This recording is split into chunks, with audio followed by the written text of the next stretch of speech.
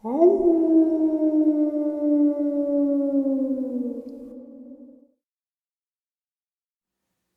greetings and salutations, and welcome back to the state by state alphabetically placed subscriber Dogman Encounter submissions. That's a mouthful. Dang. Anyway, before we get into today's upload, a couple links. As you know, I rely on Patreon, PayPal, and my merch to help the channel to continue to grow and go. The links to Patreon and PayPal are in the description below, my merch displayed directly under this video. Also, Dogman, Frightening Encounters, Volume 1, 2, and 3, the audiobook versions. They were written and researched by Tom Lyons, narrated and produced by me, Jeffrey Nadolny. Those audiobooks are available on Audible, Amazon, and iTunes, the links to which are also in the description as well. Now, everyone, I have taken far too much of your time. Let's get on with today's upload. Shall we? So, guys, we are going to take a trip to that beautiful state of Missouri. And here is today's first subscriber, Missouri Encounter. Hey, Jeff, I've had multiple encounters. I have a dog, a Borble. He's not the 200-pound version. He's the United States version. He's mixed with a boxer so they could control his size. But let me get on with the story. He ran away for 2 days into the woods.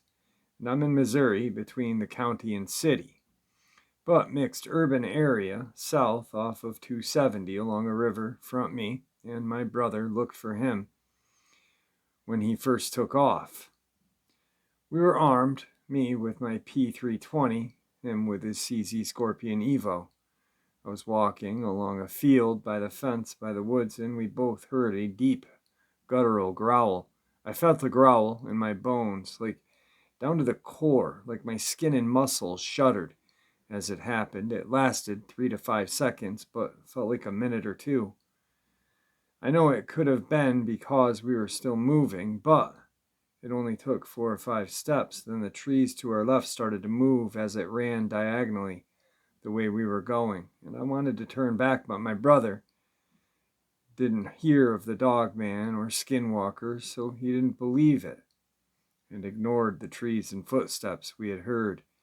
It was excitement for him, and we both only had 9mm. I had 9 plus 19 in my P320, and his CZ was 9 by 19 and 9 by 21 capability. I used a V-Cron 365 SIG ammo, and he had been running a 9 by 21 plus P FMJ. It has a weird long 9mm that was 147 grain. I flashed my light to the left to keep an eye out, but he said something just passed in front of us, and I flashed my light. I have an Olight on my gun. He has some cheap piece of crap from a gum show. I pulled out my extra light out of my pocket. It's just an M&P tack flashlight from Cabela's. He grabbed it and turned it on. The throw was way better than what he was using, so we continued down the field. I never stopped looking around, keeping aware of my surroundings. We got toward the bottom off the field, and the fence continued, but curves left, so we followed it. I found my dog here before, when he ran away the first time months prior. He was hiding under a brush and came running when I called. Like, come on, let's get out of here. But back to current times, we walked past. I'm watching 11 o'clock to 7. We crossed at 12 to 6. He had 1 through 5. And I saw up in the trees this hulking mass, a blacker than black beast. The best description is darker than the surroundings. And it was 9 o'clock.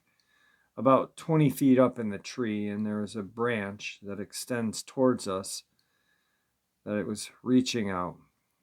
I got my brother's attention in an instant, and I said 9 o'clock. He swung left so fast I didn't see him move. We both had lights on this thing in a split second. We fired. I shot 6 or 7 shots. He shot between 5 to 8.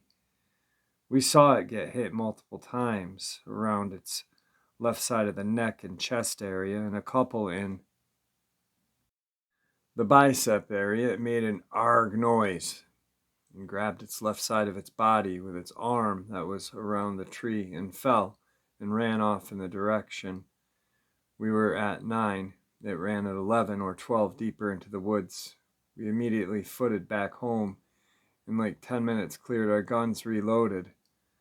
I was so shell-shocked I couldn't believe what had happened, but ever since then, after my dog came back, I take him out at night between 1 in the morning and 3. I've seen something watching him and me with orangish, red glowing eyes. One time, it was a second pair of eyes lower, while the other one was on him. I noticed them real low moving towards us. I called my dog's name Loki. The thing looked at me, and I reached in my jacket for my pistol. It jet off faster than anything I've ever seen before and jumped the gate. And I heard it clip the gate on the way over. Ever since then, I've told my fiancée to not take him out at night. I'll do it. And why? And she laughed and shrugged it off. I bought a 300 blackout AR-15, and I use 125 grain Frontier ammo. Great ammo for hogs and stuff with body fat, so I think it'd do damage. But she took the dog out at 1 in the morning to go to the bathroom, and I didn't know.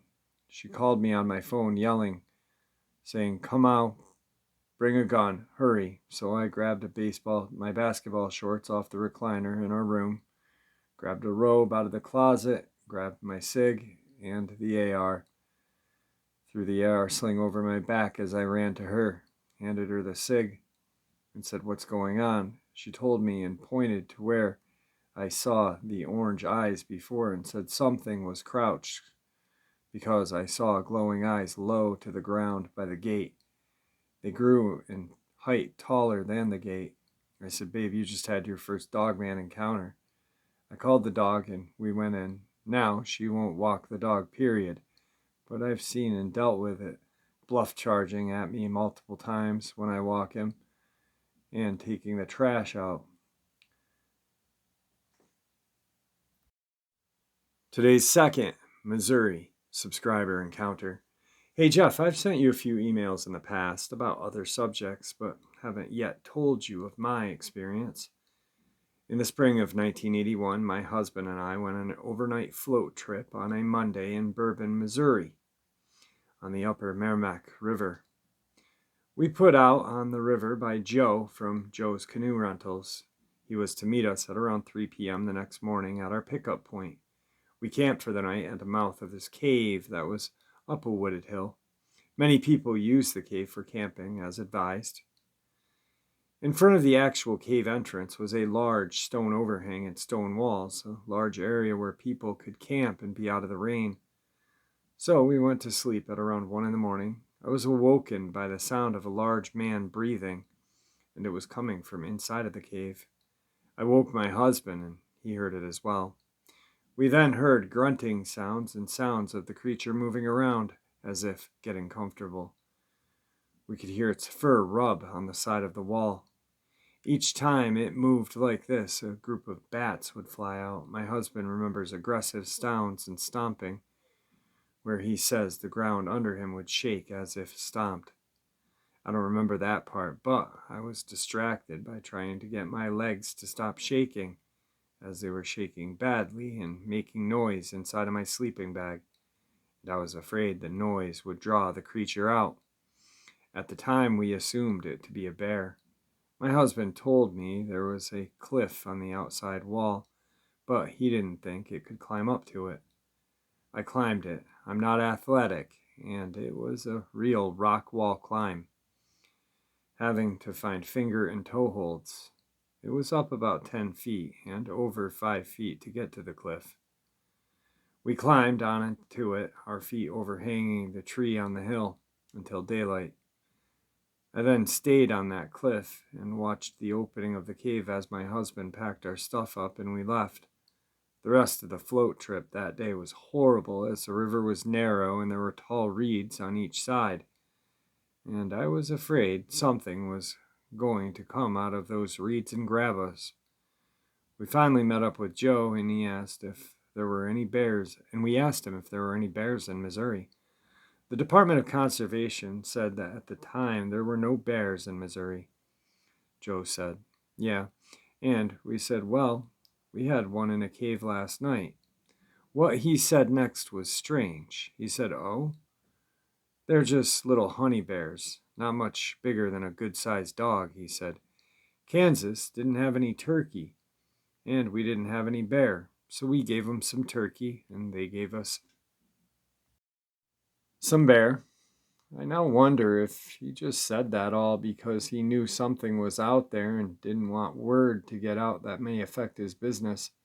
There weren't supposed to be any bears in Missouri at that time, but we all know how that goes. Most likely there was, but I mostly wonder about my husband hearing aggressive sounds and the stomping that shook the ground underneath him. Would a bear be big enough to do that? It doesn't seem likely to me. So, we don't know what we heard in that cave that night. What do you think? Today's third Missouri encounter is from a friend of the channel, friend of mine, good friend of mine. You're all good friends of mine. I've never met a lot of you. I've never met any of you in person, but I feel like we're all good friends when I talk to you.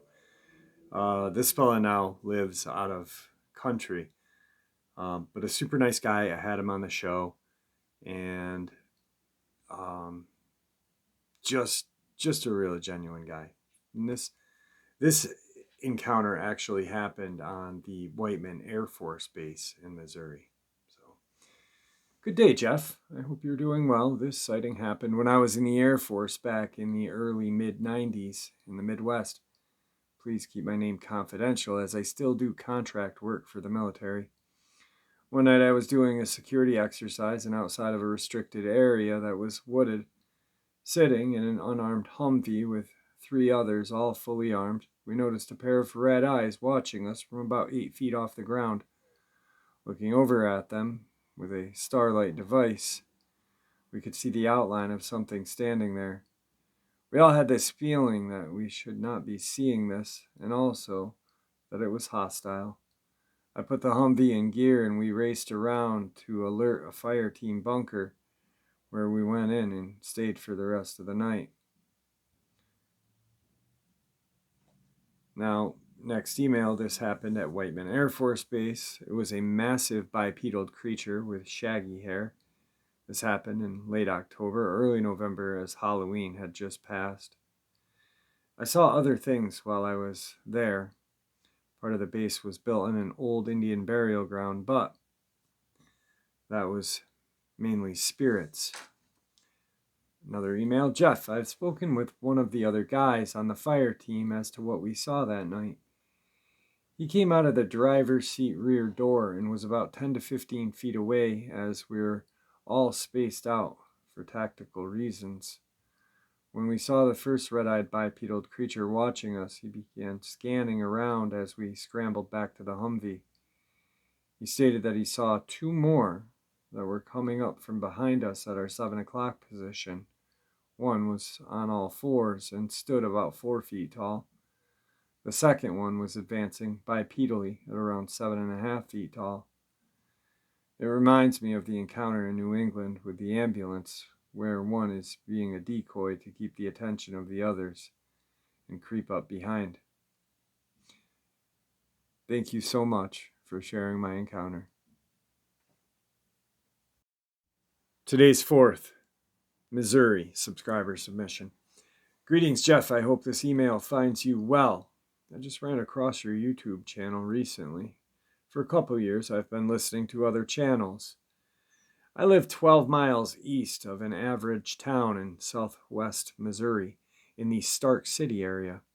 4 years ago, on my way to work at 3 a.m., I passed my neighbor's barn lot, and upon approaching the culvert leading into the barn, there sat a black and gray animal sitting on its behind like a dog does, with its back to me. As I approached closer, it turned its head to look at my car approaching. Dang, the eyes on that thing shone like a headlight on a car and took me by surprise. Sitting down as it was, its head would have been about my shoulder height or approximately 5 feet. This also took me by surprise. The real shock was when it reared up and cleared the road and fence on the opposite side of the road where it was sitting right in front of my car. As I was 40 feet from passing where it had been sitting. The dog-like head and 4 to 5 inch hair on its back, not on its legs or underside. Also, a shock. It moved so fast in the air across the road and fence I was startled. That evening, on my way home, I stopped by my neighbor to tell him what I saw in the drive to his barn lot to let him know that it could be dangerous and to keep an eye out. That's when he began to tell me that he had been missing 3 young calves less than a month old, and the mamas were restless looking for them. The following week, on the same routine, heading to work at 3 in the morning, I passed my neighbor's barn and house by 100 yards or so, and right in front of me is the same creature bolted from the field on my left and over the fence, hit the road one time and cleared the opposite fence, heading north to an open pasture. I stopped the car and turned it sideways in the road to see if I could see where it headed, and all I saw was the rear of the animal clear the north fence about 200 yards away. Now, that's fast moving because it didn't take me but a few seconds to turn my car to the north on this wide country road. Now, previous to this, I raised a rare breed of sheep and had about 70 at the time in 2014 to 2017. I would lose a sheep now and then. I lost a ewe and never found even a tuft of wool from her. But strangely, over time, at random, I would find adult sheep dead with a bite on their neck about 6 inches across. They would not be eaten, but all the wool on the side facing up would be scraped off with big, distinguishable large claw marks on the skin, but not broken. These sheep have a large amount of lanolin from their skin, about 2 inches into the wool.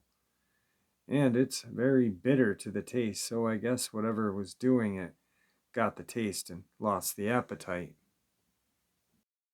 The wool would be scattered on the ground where the killing took place. These 7 deaths were random during that 3-year period, and that same within 22 young lamb only. They would go missing with no trace and never found. We have coyote, but Missouri Conservation and Preservation Department said these kills were not typical of coyote by the way the carcass was left in claw marks and bite on the neck, too wide of a jaw pattern. They gave no other explanation as to what it could have been, but acted in a way that caused me to wonder what they weren't telling me. In May of 2018, while at the barn around dusk, the coyotes started howling about 1/8 of a mile away in the brush and the timber. Then a very low but very loud roaring, howl, scream, yell type noise came from between me and the coyotes, just about 150 yards down in the brush from the barn. That sound actually vibrated against my body as if it were a blast or energy wave hitting me. I've only seen one animal that was black that I couldn't identify back in 2018. It was on the south fence line of the 100 acres just south of the house, about a quarter of a mile away. It was on all fours and was the size of a half-grown Angus calf, and that's what I thought it was until I was looking in the pasture west of the house and across the ridge of the hill bordering the timber, and I see this thing walking into the woods.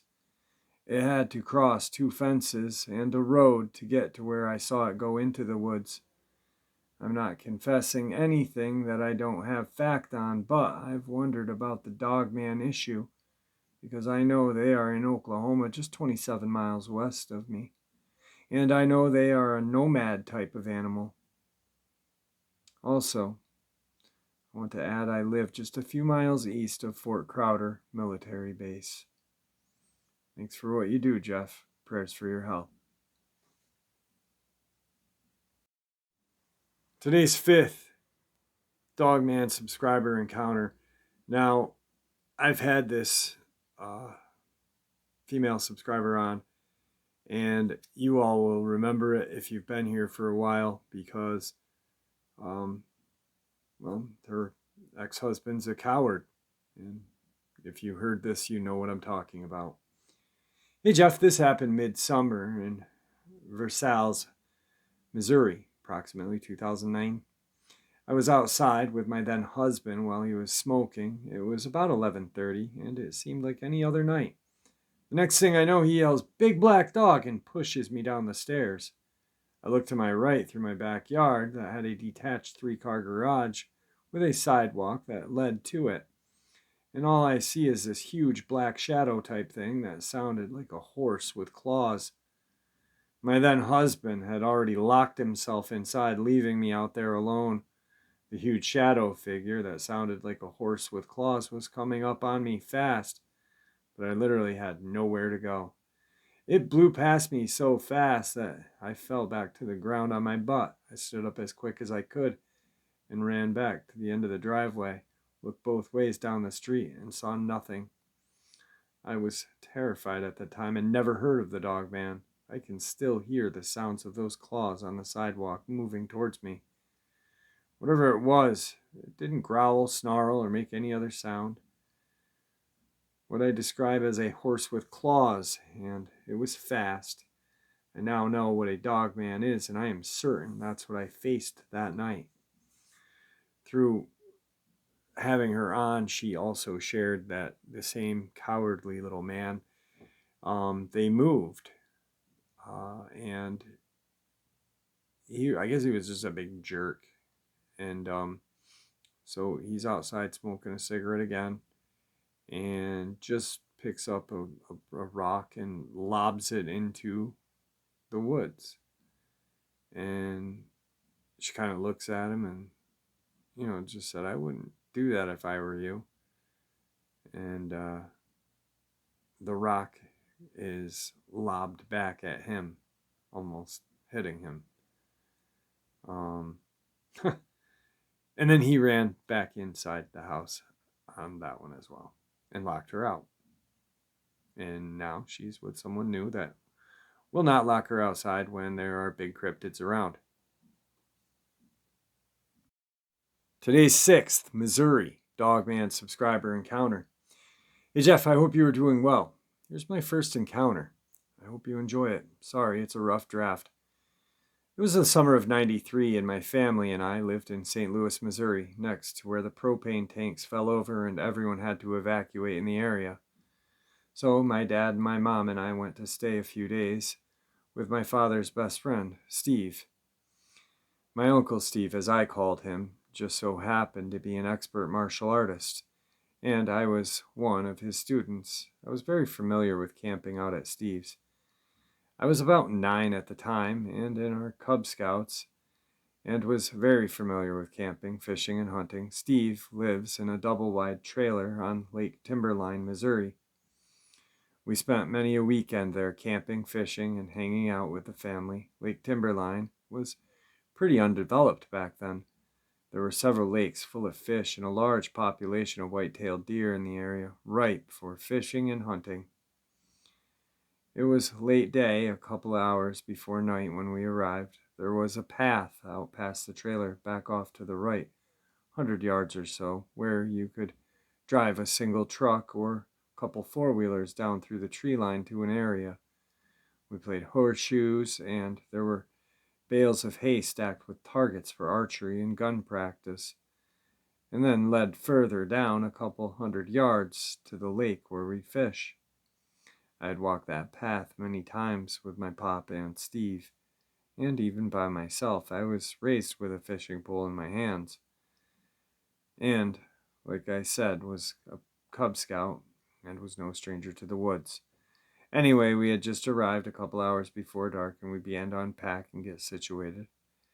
I remember I had my 2 favorite toys with me, a Lion-O and a Mumra Thundercats. They both had light-up eyes. when you press this red battery pack to this hole in their back. When you did this, the eyes would glow bright red. My parents were busy trying to start a fire and making drinks, so I decided I'd go and play. I decided to go off down to where the backstop of one of the horseshoe pits over by the tree line by the hay bales were. Seemed like an epic spot for Lion-O and Mumra to square off and do battle. So I'm sitting there playing with my toys, talking to myself and making their eyes glow when I hear a sound of leaves crunching like something's moving toward me from the woodline. It didn't sound like anything big, mind you, so it didn't freak me out or anything. I just remember hearing it walk up. I remember standing up and looking toward the sound and seeing what looked like a funny little dog face looking at me through the trees and brush. I remember being so excited because it looked like a young dog and I love dogs and I wanted a doggy playmate. I took a knee and called to it to try to get it to come over and not spook it. It kind of just looked at me in shock, like an excited dog. It made this high-pitched whine. I made Lion-O's eyes light up, and then it shook with excitement. Again, making those muted barks dogs do. I did it again and again, trying to coax the dog out from the brush. I remember I had some jerky and some candy in my pocket from the long drive over. I took a tiny bite of my jerky and showed the dog and tossed it about 3 feet from me. That's when it, to my best of knowledge, hopped out and trotted towards me and gobbled down the jerky. It had large ears like a German Shepherd, propped on the top of its head, fur coming off of the tips and the side of the ear. It had a thin black snout. The face was all black, and its ears and body were gray-colored, reminiscent to a raccoon. I was very confused at what I was seeing in front of me, but I want to say that still at this point, I'm not afraid of it. It was very puppy-looking, very inquisitive, and just seemed harmless. I thought it looked very strange because as it sat back now completely in the open and its arms reached for me, it sat back on its hind legs in a weird way, like how a dog does when it sits on its hind legs and begs. It had its arms in front of it, just like begging dogs do. But the arms were long, and at the wrist and hands looked like little black raccoon hands. I reached out slowly with my hand, and it put its hand around the top of my hand and sniffed and licked my hand. I tried not to move too abruptly, half thinking that maybe this is a really big weird raccoon or something. It then put my hand in its mouth and was lightly biting on my hand like puppies do. Felt just like puppy teeth, very sharp and needle-like, but it didn't seem like it wanted to hurt me. So then I started to play with this animal for a good while, till it started getting dark, and I heard my dad whistle for me. My dad has this super loud whistle, and whenever I heard it, I knew to come a-running. He used to say, if you can't hear my whistle, then you are too far.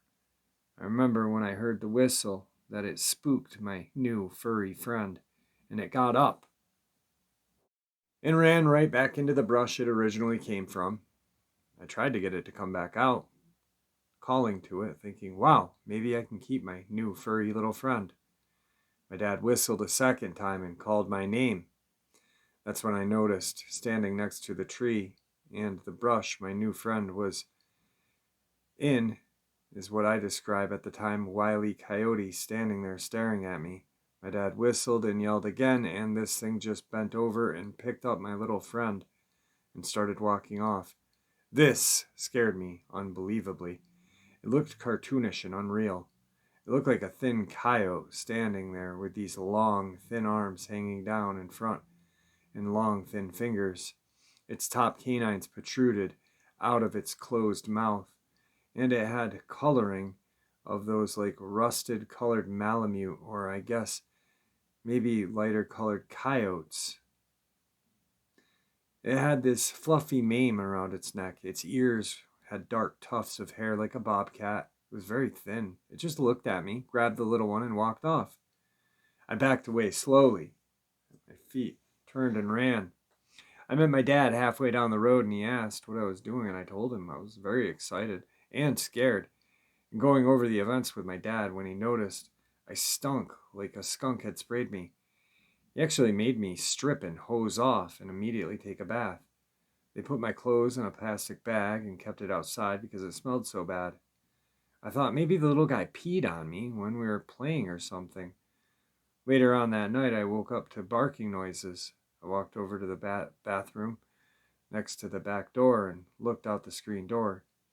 That's when I saw the big one standing right outside the fog lights, right outside the light.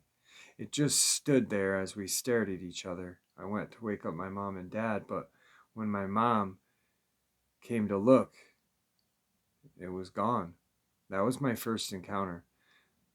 There's more from the next couple of days that followed, and Will eventually went and stayed somewhere else for the rest of the flood. The following years, there were some other encounters as well. The following summer, actually. Tonight's final Missouri subscriber encounter. Actually, this is the final Missouri subscriber encounter. Hey, Jeff. Not really knowing where to place or how to categorize my experience, it is not a traditional Dogman sighting. I feel compelled to write to you in hopes of understanding what I saw as a child growing up in the 80s in a small, unincorporated town of Missouri. My name is C, and over the last few months I've enjoyed listening to your stories of your audience guests and insights on your channel. Although I teeter with self-doubt, I feel that I have a shared camaraderie with many here. However, whenever I have had an unusual or unnerving happening, that old experience resurfaces in my mind, never really gone, like an echo. I grew up as a river kid. My family's home sat on a bluff overlooking the Mississippi River about 20 miles south of St. Louis. From the river, only the Burlington North rail line separated our property, which was about 10 acres of heavily forested mix of oak, cedar, hickory, and wild blackberry thickets that are all common in that area. North about a half a mile was a dense swath south of us, more forest, and the limestone caves of Sulphur Springs. I used to spend my summer days scouring the shores of the Mississippi, building forts in the woods with my brothers and the neighborhood kids, and walking the tracks. Idyllic in so many ways. We were what you'd call cash poor but spiritually rich. My granddad bought an abandoned house and property for pennies in the early 60s. He grew up in the neighborhood, fascinated with the house, and bought it as a way to start his life with my grandma. With soaring 12-foot ceilings and sweeping river views, he made it livable again with a whole lot of hard work. Even though the house was never fully restored, it was beautiful. It was a remnant of Victorian stateliness and originally built by a riverboat captain. The house also boasted 2 additional outbuildings, a barn and a servant's quarter. Both were razed to the ground when I was about 10 to protect my younger siblings, as structures were far beyond repair and hazardous. My mom says she remembers her dad warning of hobos train hopping in the 60s looking for a dry place to sleep at night. In the barn, which sat away from the main house about 100 yards out of sight down the sloped embankment. The house had its share of tragedies as well, before having sat abandoned for many years. Several of the first inhabitants, including children, had died from scarlet fever. The original family cemetery and headstones of the family remain, though now on an adjoining lot that belongs to the neighbor, and so that is where my story begins, in this big old house on the river corridor. Some people speak the ley lines, or the natural conductivity of water and certain minerals and stones that are common in the Mississippi River Valley, as conduits of paranormal activity. This river that flows down through this country is the cornerstone of some of our oldest cities: St. Louis, Memphis, New Orleans, and thousands of years before that, Clovis civilization was found here. and the mound city of Chihoka. It truly has inspired story, culture, art, and fable from Hannibal down to the murky bayou backwaters of Louisiana. The house itself is special in more than one way. It seemed to be a beacon for the weird, total strangers. Psychics, the looky-loos, would find their way up the long private drive, stand agape outside of our gravel driveway, and say they saw this house in their dream. We never let anyone tour our house as we feared of what they may bring with them. See, it was as if the house itself was sensitive to strife, marriage discord, and arguing. For everyone that has lived in this house, all of the paranormal experience to tell, running the gambit from knocking on walls, footsteps from nowhere, shadows shaking beds, objects suspended in air, power cycling of electronics, flickering lights, and creatures. My grandfather had restored the house and died in the year before I was born. As he was failing, my mom and dad moved back in with my grandmother to help her look after the old place. Enjoying being the only and eldest child for some time, I usually slept downstairs with my grandmother. Not all the rooms in the house were equipped with the oil heat registers, but the downstairs living room was. That's where we would often sleep. The living room had one of the best views of the river, overlooking Illinois side and adjacent to the double-locking wooden doors that was actually the original entrance to the home. Grandma was a pie baker, and so had baker's hours.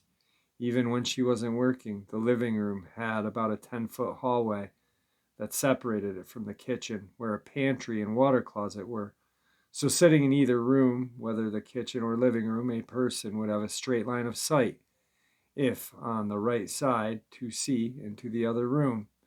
At the time, I was about 4, maybe 5, long before I knew being scared of anything was. I had no exposure to scary stories, movies, or paranormal ideas.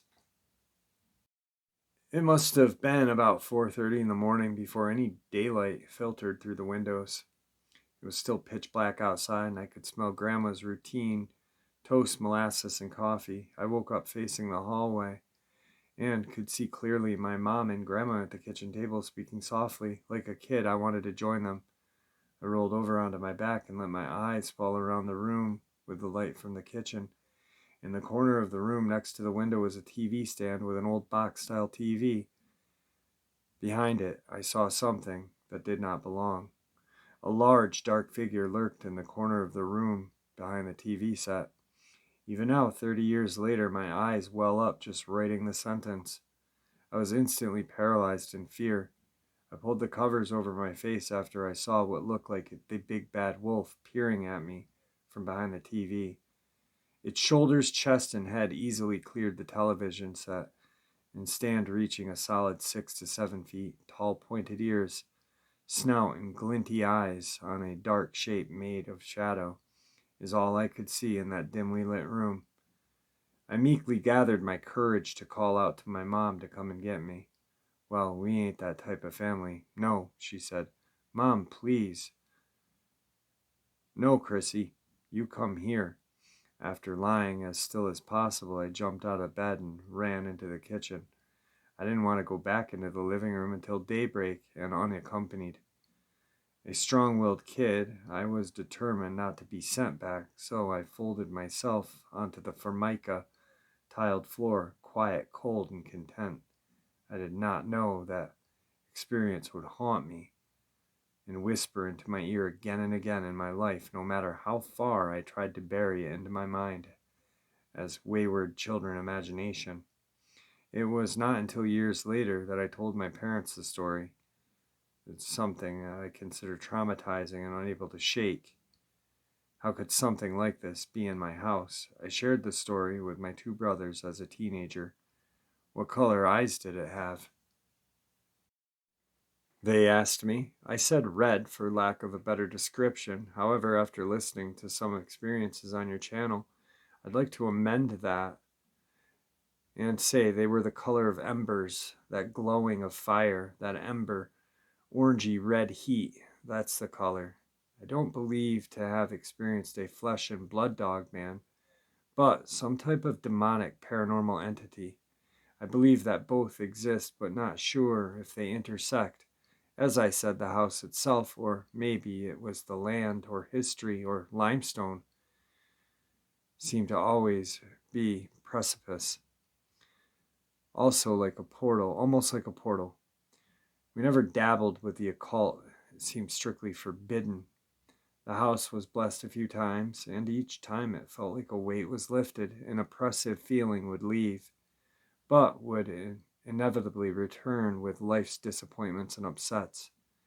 In a most nagging way that my brain would not let me forget, I briefly only remember that early morning whenever I have an experience with something haunted, a strange sound, a cold chill, an unexplainable rustling, a tap or a knock out of place. I remember being a teenager approximately 10 years after seeing the thing and falling asleep with my family watching TV, only to wake up absolutely paralyzed and realize that I was downstairs in that room by myself. I've always felt especially sensitive to the paranormal, and do not invite these curiosities into my life, because as my dad always said, you go looking for the devil and you're going to find him. While the house was sold this year, my family still lives nearby in the area. I live in Washington State now. I never let this experience sully my time outdoors, as it is one of my few places I truly feel content. I have hiked hundreds of miles, loping through Mount Rainier, Wenatchee, Mount Baker, try to find time whenever I can to get away from my pharmacy career. My mom, a fan of the channel, has been paranoid for me for years living in Bigfoot country, but the natives here do not fear Bigfoot and know of him. That's good enough for me. To me, Dogman has always been some kind of paranormal thing, and I had no reason, especially given my early experience, to believe otherwise. I was always quite happy as a tomboy roaming around the river bottom, woods, and tracks without fear. It was only recently that I had my first ever chilling outdoor experience that gave me a pause. Pacific Northwest summers make the long, wet winters here worth it.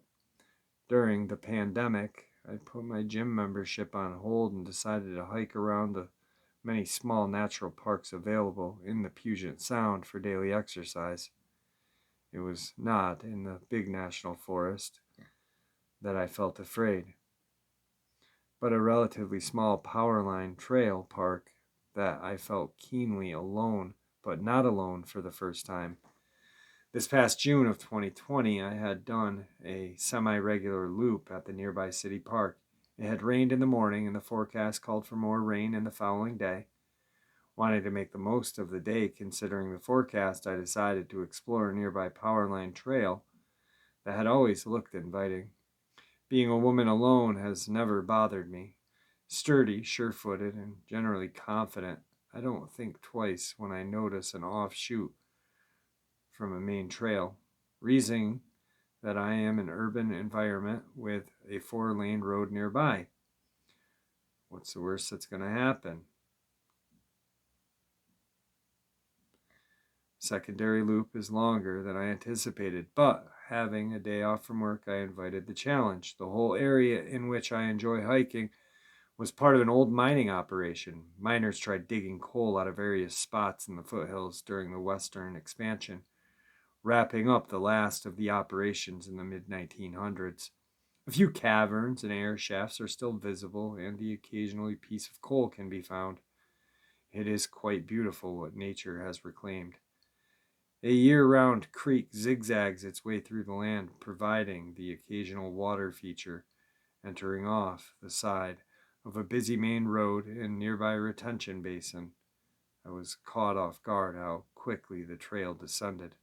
Headphones in, I trailed down the switchbacks, heading towards and flowing Rock Creek, surrounded by fern moss and the typical Pacific Northwest beauty. Having traveled about a quarter of a mile, I remarked to myself that already the sound of the busy 4-lane road was gone. Noticing the quiet, I took my earbuds out and continued to walk along for a few more minutes.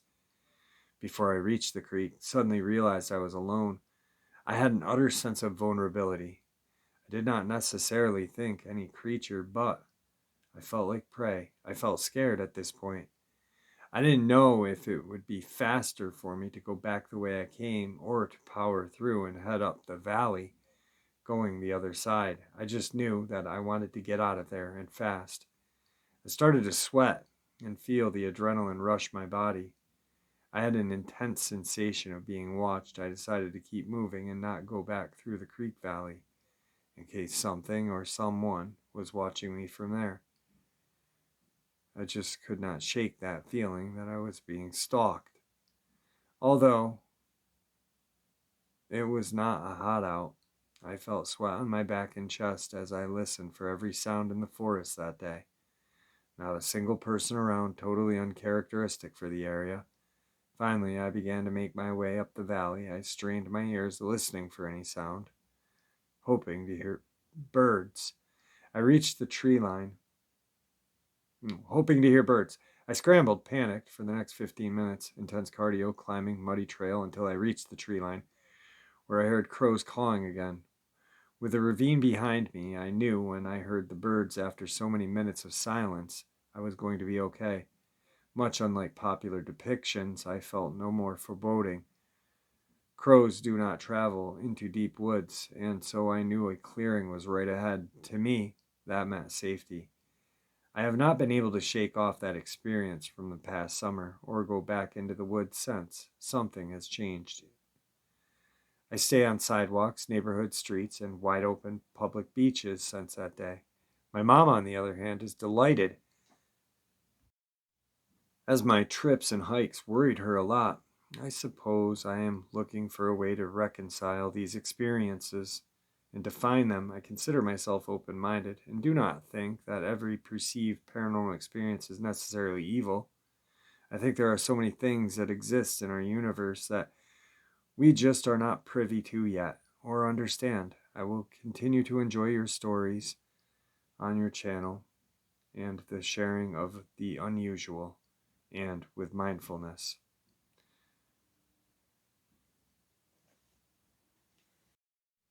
All right, guys, that was Missouri. I hope you guys enjoyed it because I did. And we are moving along. What's going to happen is when we get to the last state, I'm going to probably jump to worldwide. And I'll divide that into like Canada, Europe. I know I got a couple Africa ones. And then we'll do the non-location places. Places that subscribers wrote but did not put their location down. That'll be pretty cool. So, with that, I want to thank everyone for always supporting the channel and always listening. Please be kind to each other, and may the Great Spirit watch over us all and guide us down that path of life. Till later on today at the paranormal side, my friends.